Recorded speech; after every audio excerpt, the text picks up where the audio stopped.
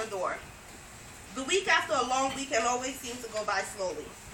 The price of a 4-day work week was having to make up all the missed work from taking off to get her car inspected. She was irritated, and the deadline for a grant that the center desperately needed was fast approaching. She'd learned early on that in the nature of her work, a closed-door policy was not a luxury she could afford. "Come in," she said, trying her best to mask her irritation.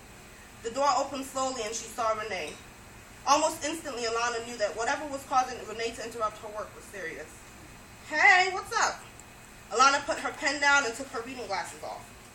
"Hi, Miss Alana." Alana noticed that the young girl could barely look up as she spoke to her. From the first day she met her, Renee had been anything but coy. Alana walked over and gently helped Renee to a seat. "What's going on, Renee? Is everything okay?" She could barely finish her question before Renee began to cry. Her hands covered her face as she shook her head slowly. Alana heard the young girl whisper no several times. She ran around her desk for the box of Kleenex. She could hear Renee muttering, "I can't believe this is happening to me." Alana got the tissues and sat down in the chair next to Renee. "Honey, talk to me. What's going on? Whatever it is, we can fix it," she said as confidently as she could. For the first time since entering the room, Renee made eye contact as she looked up at Alana. "Miss Alana, this can't be fixed," she said softly. Renee continued, "I did everything right. The one time I make a mistake and my whole life gets screwed up." Alana reached for Renee, but she flinched and got up to walk away. "I knew I wasn't going to be anything. Everybody always told me I was never going to be anything, and now it's true."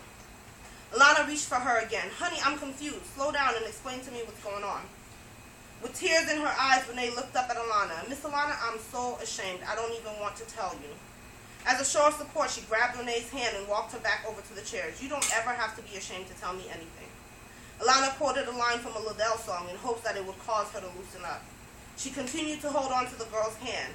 Just days earlier, she'd observed Renee running around and talking with the other girls in the group. Alana wondered what could have changed so drastically in a matter of days to cause her to react like this. Alana was startled out of her thoughts as she heard Renee ask, "Miss Alana, do you hate me now? I know I disappointed you and I'm so sorry." "I don't understand. What are you so sorry about?" Averting her eyes, Renee softly responded, "I'm pregnant." Alana could hardly believe her ears. She hoped that her face did not reflect her surprise at the news. The easiest way to turn a teenager, or anyone for that matter, off was to make them feel judged and condemned. In an effort to hide her initial reaction, Alana reached for Renee and hugged the young girl. When did this happen, she wondered to herself.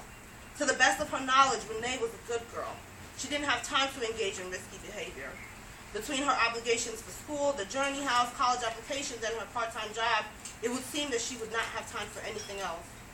"When did you find out?" she asked evenly, trying her best to hide her surprise. "This morning. I've been thrown up for the last 2 weeks, and Mama made me take a test this morning. Miss Alana, I can't even show my face at my house anymore. Everyone was counting on me to be different." Alana tried her best to remain the calm adult. She had been there, and she knew that this was a life-altering situation. But the last thing she needed was for Renee to panic. "Renee, believe me when I tell you that there are worse things in life. Trust me." She wished that she could talk to Renee, but she hid the details for so long, and to divulge the information to a teenage girl would risk her best-kept secret being publicized to the world. Wow.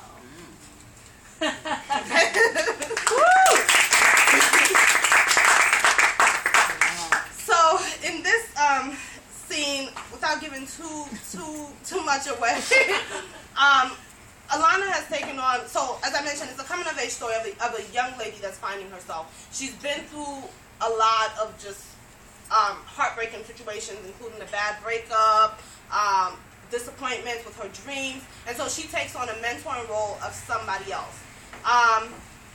She decides to start mentoring a young teen at the center that she works at.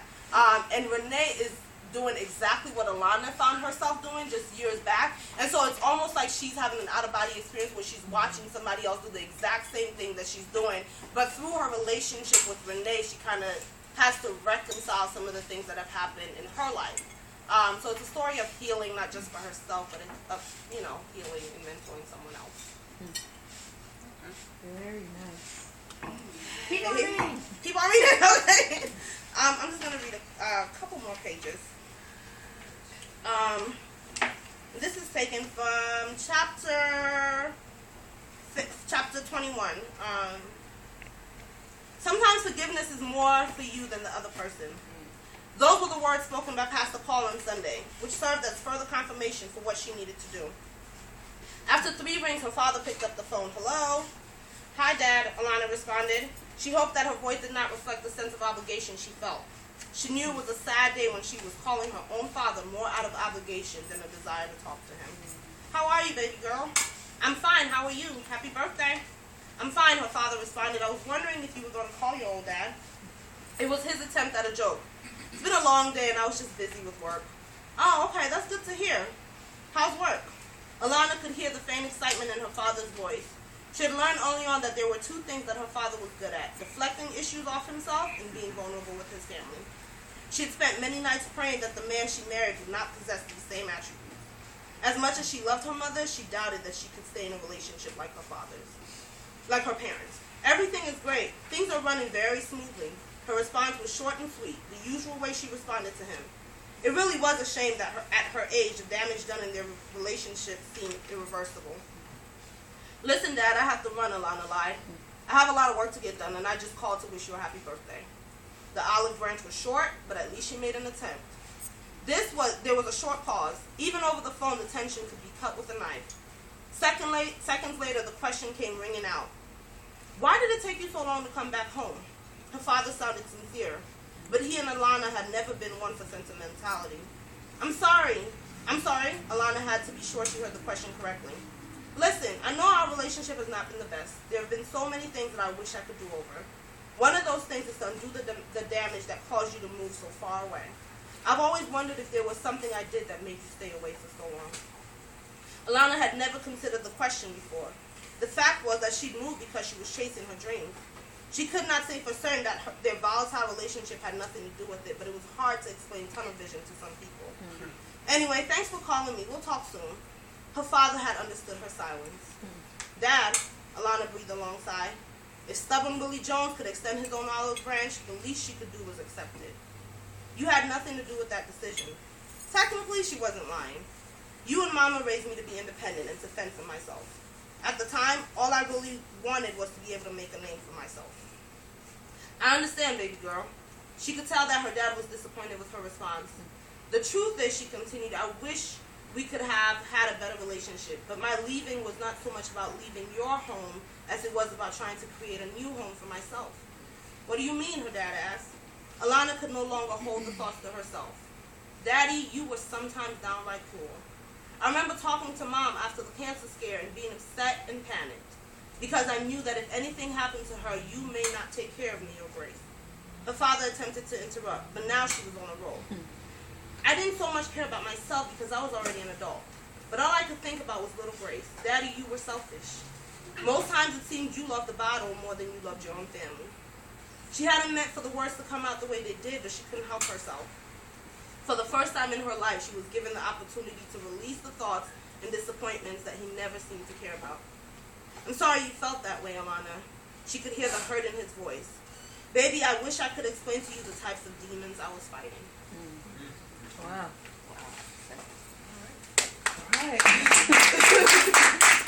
So, reoccurring theme in the story is about forgiveness and, again, reconciliation. So Alana's experiencing reconciliation with her family, with her friends, with love lost. But her father, the relationship with her father is one that causes her to kind of look within herself. She goes through this process of introspection because she sees how that relationship with her father has affected so many of her other relationships. So her relationship with guys that she's dated, relationship, even with just trusting other people, even if they're not romantic relationship. And so we explore it a little bit. One of the things I made sure that I did was in the back of the book, there are questions for discussion. And so I'm hoping that this at least sparks conversations with some people, whether in their discussion groups, whether it's just by themselves, but I'm hoping that it sparks conversation about those things, about how does our relationship, so it's coming from a Christian worldview, so how does our relationship with people reflect our relationship with God? How does it reflect, on how we treat things, material things, so forth and so on. So, a long way home. All right. Thank you.